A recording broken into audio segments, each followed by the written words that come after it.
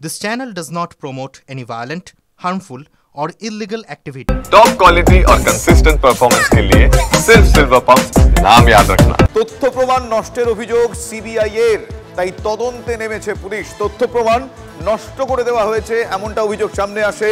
আদালতের হেফাজতে থাকা তথ্য প্রমাণ নষ্ট করা হয়েছে। নষ্টের অভিযোগ সিবিআই এর। 2021-এ দিনহাটায় বিজেপি কর্মী খুনের তথ্য প্রমাণ নষ্ট করা হয়েছে বলে অভিযোগ উঠছে। ভয়াবহ এই অভিযোগ, ভয়ঙ্কর এই অভিযোগ, বিস্ফোরক অভিযোগ সিবিআই এর আইনজীবীর। পুলিশ সুপারকে তদন্তের নির্দেশ দিয়েছে দিনহাটা আদালত। আমার সহকর্মী সুমন কল্যাণ এই মুহূর্তে রয়েছেন আমার সঙ্গে সরাসরি। সুমন কল্যাণ, এখনো পর্যন্ত এই অভিযোগ সম্বন্ধে কি কি জানা যাচ্ছে? এক্স্যাক্টলি কি অভিযোগ, কবেকার অভিযোগ? দেখো, 2021 সালে মারা গিয়েছিলেন এই পোস্টপোল ভায়োলেন্সে এই হারাধন রায়।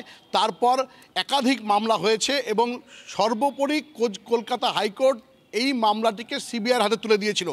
গতকালকে দিনহাটার কোর্টে সিবিআইয়ের আইনজীবী যে দাবি অভিযোগ দায়ের করেছিলেন যে যাবতীয় তথ্য, অর্থাৎ খুনে ব্যবহৃত যে ছুরি, কুড়োল থেকে শুরু করে মোবাইল ফোন, যাবতীয় যে দস্তাবেজ ছিল যেগুলো চার্জশিটের সময় দিনহাটা আদালতে জমা করা হয়েছিল, সেই সমস্ত এভিডেন্সের ভেতরে জল ঢুকিয়ে দেওয়া হয়েছে এবং জল দেওয়ার পর সেগুলো সম্পূর্ণভাবে নষ্ট হয়ে গেছে। ফলে সাক্ষ্য প্রমাণ লোপাটের একটা আশঙ্কা করেছিলেন সিবিআইয়ের আইনজীবী, আর সেই মতো দিনহাটা আদালতে কিন্তু অভিযোগ দায়েরও হয়েছিল। আজকে আমরা কিন্তু সকাল থেকে এই খবর সম্প্রচারিত করেছি। আজকে বিকেলবেলা, অর্থাৎ কিছুক্ষণ আগে যেটা আমাদের কাছে খবর আদালত সূত্রে, সিবিআইয়ের আইনজীবীও যেটা জানিয়েছেন যে গোটা বিষয়টি, অর্থাৎ এই তথ্য প্রমাণ লোপাটের যে গোটা বিষয়টি, এটা নিয়ে পুলিশ সুপারের কাছে ইনকোয়ারি করতে দিয়েছে দিনহাটা আদালত এবং পুলিশ সুপারকে নির্দেশ দেওয়া হয়েছে যাবতীয় যে অভিযোগ সিবিআই আইনজীবী করেছেন সেই বিষয়ে তদন্ত করে একটা রিপোর্ট পেশ করতে। ফলে অত্যন্ত চাঞ্চল্যকর অভিযোগ গতকালকেই করা হয়েছিল দিনহাটা আদালতে সিবিআইয়ের আইনজীবী কর্তৃক। আজকে কিন্তু দিনহাটা আদালত সেই বিষয়টাকে তদন্ত করার জন্য জেলা পুলিশ সুপারকে নির্দেশ দিয়েছেন। শুভদীপ, একেবারে এক্ষেত্রে দুটো বিষয় সামনে আসছে। এক হচ্ছে 2021 সালের 3রা মে দিনহাটায় এই খুন বিজেপি কর্মী বিশ্বজিৎ রায়, হাইকোর্টের নির্দেশে মামলা তদন্তভার সিবিআইয়ের কাছে যায়। 2022-এ তথ্য প্রমাণ লোপাট, জল ঢেলে দেওয়ার বিষয়টি আসছে। তাহলে এক্ষেত্রে কিভাবে, কোথায় এই ঘটনাগুলো ঘটানো হয়, তেমন কোনো রকম প্রেক্ষাপট, তেমন কোনো রকম সাসপেক্টস ইত্যাদি এখনো পর্যন্ত?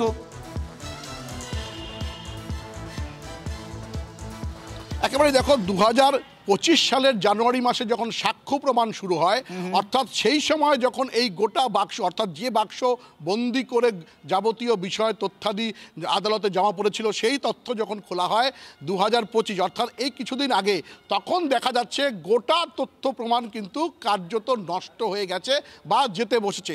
ফলে এই তদন্ত প্রক্রিয়া কতটা এগিয়ে যাবে এবং কতটা এই আসামিরা সাক্ষ্য প্রমাণের লুপ্ত হওয়ার ফায়দা নিয়ে তারা মুক্তি পেয়ে যাবেন কিনা, এই প্রশ্ন। সুমন, তোমাকে আমি একটু থামাচ্ছি। এই মুহূর্তে সিবিআই এর আইনজীবী কৌশিক ভদ্রের সঙ্গে আমি টেলিফোন লাইনে যোগাযোগ করেছি। তার প্রতিক্রিয়া এখানে অত্যন্ত গুরুত্বপূর্ণ। কৌশিক বাবু, আপনি বিষয়টা কিভাবে দেখছেন?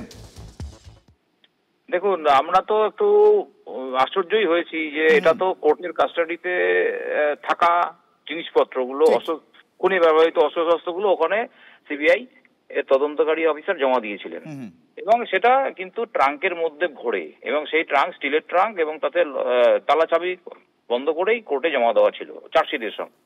এবং সেখানে ওটার সঙ্গে ওই অস্ত্রশস্ত্রগুলোর উপরে সিজড আর্টিকেলস যেগুলো ছিল সেগুলোর উপরে সিজার উইটনেস যারা ছিল তাদের সাইন ছিল এবং সঙ্গে যে তদন্তকারী অফিসারের সাইন ছিল এবং সঙ্গে আরো যারা উইটনেস ছিল তাদেরই সবারই ওইটার মধ্যে সাইন ছিল।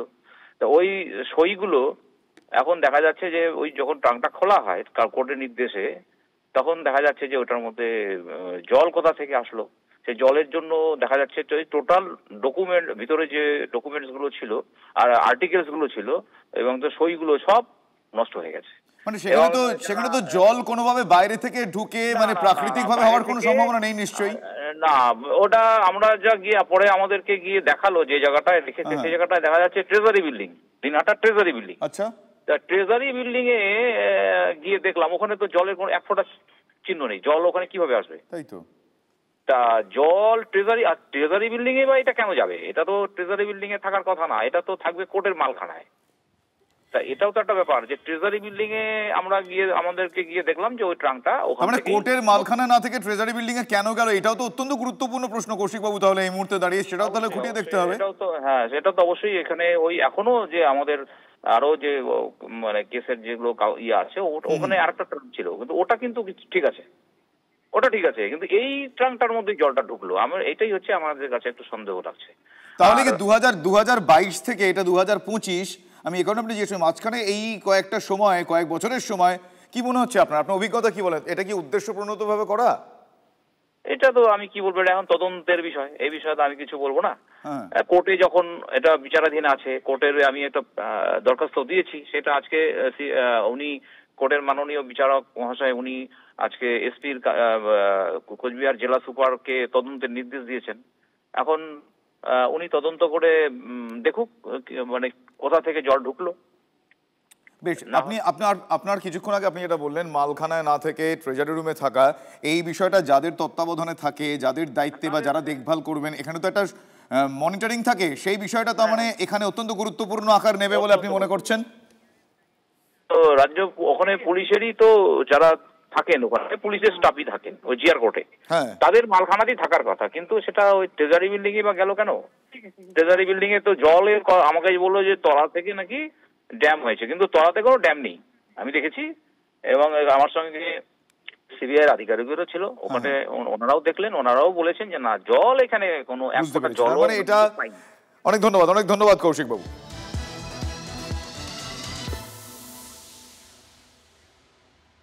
অন্যদিকে স্কুলে অভিভাবকদের একটা বিক্ষোভ সামাল দিতে দৌড় দিলেন স্বয়ং ওসি। দীর্ঘদিন ধরে মিড ডে মিলের টাকা তছরূপ করা হচ্ছিল, অভিযোগ এমনটাই। অভিযোগ ওঠে দিনের পর দিন, এমনকি পড়ুয়াদের খাবারও নিম্নমানের করে দেওয়া হচ্ছিল। সেই প্রতিবাদে শিক্ষিকার ঘরে তালা মেরে অভিভাবকদের বিক্ষোভ।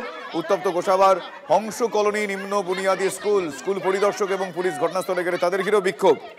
সেই সময়কার ছবি দেখছেন আপনারা।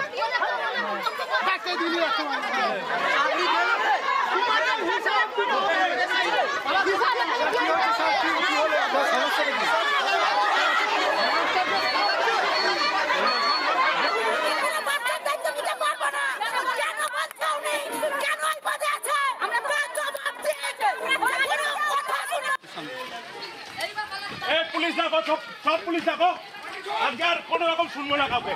অনেক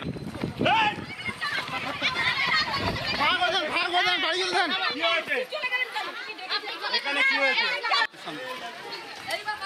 পুলিশ দেখো, সব পুলিশ দেখো, আজকে আর কোনো রকম শুনবো না কাউকে। অনেক আমার সহকর্মী অভিজ্ঞান রয়েছে। অভিজ্ঞান, আমরা ছবিতে আরো একবার দেখলাম, দর্শকদেরও দেখালাম যে কি রকম কি পর্যায়ে এরকম পরিস্থিতি তৈরি হলো কেন? ভরসা নেই কেন? তোমাকে যেটা জানিয়ে রাখি যে দীর্ঘদিন ধরে এই গোসাবার মূলত পাখিরালা যে স্কুলটি রয়েছে, বেসিক যে স্কুলটি রয়েছে, সেই স্কুলের নানান ধরনের অভিযোগ রয়েছে। স্কুলের পরিচালনা অর্থাৎ ওখানকার যিনি প্রধান শিক্ষিকা রয়েছেন ও কমিটি রয়েছে, এবং সেই কারণেই আজকে সেখানে হংস কলোনি যে নিম্ন বুনিয়াদী যে স্কুলটি রয়েছে সেখানে রীতিমতো তালা মেরে দেওয়া হয়। এবং যখন উত্তেজনা যখন চরমে ওঠে সেই সময় গোসাবা থানার অতি টিভি পল্লীকের নেতৃত্বে বিশাল পুলিশ বাহিনী স্কুলে পৌঁছায়। পুলিশকে ঘিরে সেখানে বিক্ষোভ দেখাতে শুরু হয়। একটা সময় দেখা যায় যে দৌড় দিয়ে সেখান থেকে তিনি বেরিয়ে যান, এবং এমনকি যেখানে স্কুল ইন্সপেক্টর তিনি যখন যান তাকে ঘিরেও কিন্তু সেখানে অভিভাবকরা। ধন্যবাদ অভিজ্ঞান। মিড ডে মিলের টাকা চুরি করে খাচ্ছে, বাচ্চাদের খাওয়া দাওয়া একদমও ভালো না।